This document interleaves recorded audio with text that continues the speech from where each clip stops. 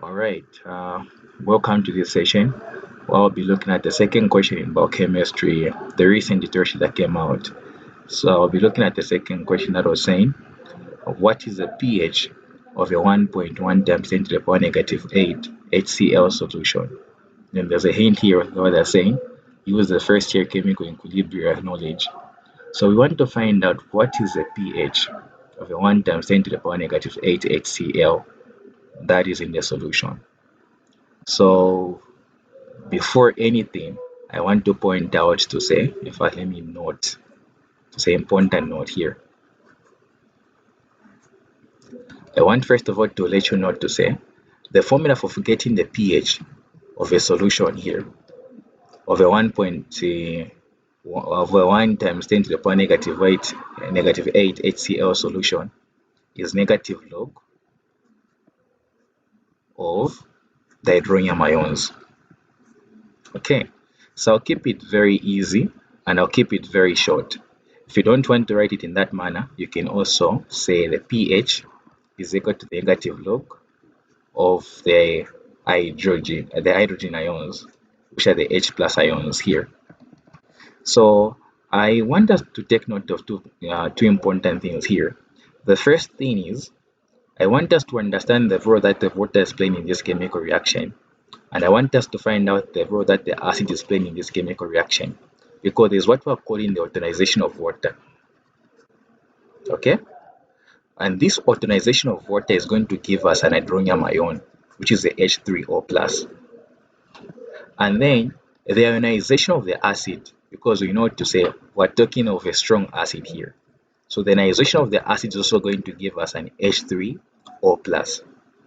So initially the first thought was, why not just get the ionization of what acid, the strong acid that is there, because we know the 1 times 10 to the power negative 8 will be entirely distributed to the products of that chemical reaction. No, that is not how it's going to work out.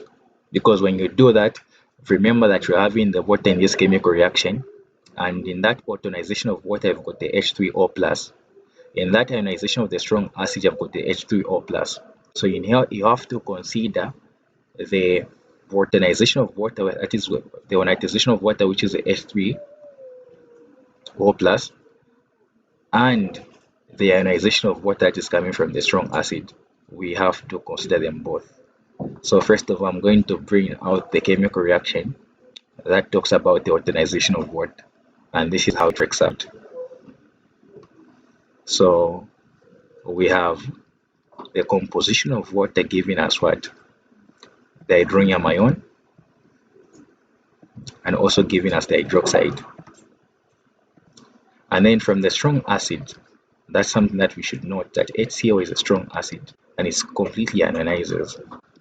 So the HCl is going to give us the H plus what else? Plus the chloride ion. So we want first of all to take note of the hydronium ion that is coming from the water, and the hydrogen ions or the hydronium ions that are coming from the acid. And we know to say what we're given in this chemical reaction is the concentration of the HCl, which is a strong acid, which is 1 times 10 to the power negative 8. And because this was a strong acid, the concentration is going to be distributed throughout the products of this chemical reaction, which is 1 times 10 to the power negative 8. Here also 1 times 10 to the power negative 8. So if you want to find the pH of this chemical reaction, then you just say, okay, pH is negative log of the hydronium ions, and you get this value here as 1 times 10 to the power negative 8. You are leaving out the hydronium ions that you're supposed to get from the ionization of water in this chemical reaction, and that makes the question wrong. So you first want to find out, how can I get the concentration of the hydronium ion that is coming from the water, because you're supposed to make sure that you consider the water also as well in the solution. So this is how it works out, guys. You are supposed to note to say the composition of water is made up of what? It is made up of the hydroxide ions, and it is also made up of the hydronium ions, which is going to be given by the Kw value, which is equal to 1 times 10 to the power negative 14. So if the hydroxide ions and the hydronium ions are given as 1 times 10 to the power negative 14. So it means the half of that value goes for the hydronium ions, and the half of this value here goes for the hydroxide ions. And the half of 1 times 10 to the power negative 14 means that the OH, or the hydroxide, is equal to 1 times 10 to the power negative 7, which is the half of this value here. And then the hydronium ions as well will be equal to 1 times 10 to the power negative 7. And when you add the two, you're going to get 1 times 10 to the power negative 14, which is a standard value for the concentration of the water, because we know that the composition of water is made up of the hydronium ions as well as hydroxide ions. So we first want to take note of the concentration of water in this chemical reaction as well. So the concentration of water in this chemical reaction is what? The hydronium ion is 1 times 10 to the power negative 7. And then what is the other concentration that we're having here? It is 1 times 10 to the power negative 8. So in that, for us to find the pH, we have to take note of this concentration here and take note of this concentration here. So now let's find out the value of that. So this goes like this. This is pH is equal to negative log of what? The hydronium ions, which is equal to negative log of what? What are the concentrations that we're having in this solution? We're having 1 times 10 to the power negative 7 plus 1 times 10 to the power negative 8. And when you do that, you're going to have negative log of 1.1 times 10 to the power negative what? We're going to have 1 times 10 to the power negative 7. And when you find the negative log of 1.1 times 10 to the power negative 7, you're going to get a pH of what? 6.96.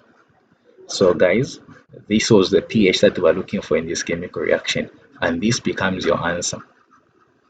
So this is the pH of this chemical reaction. So remember something here. I want us to take note of something very important. In this question, we were first supposed to consider the role that the water was playing in this chemical reaction, and also consider the role that the acid was playing in this chemical reaction. Remember that from the ionization of water, we have the hydronium, and from the ionization of the strong acid, we have the hydronium. So it would not make things right if we can only get the hydronium ion that is coming from the ionization of the strong acid. No, we also have to consider the hydronium ion that is coming from the ionization of water. Then you add the two concentrations from that to get the pH of this chemical reaction, or to get the pH of this solution.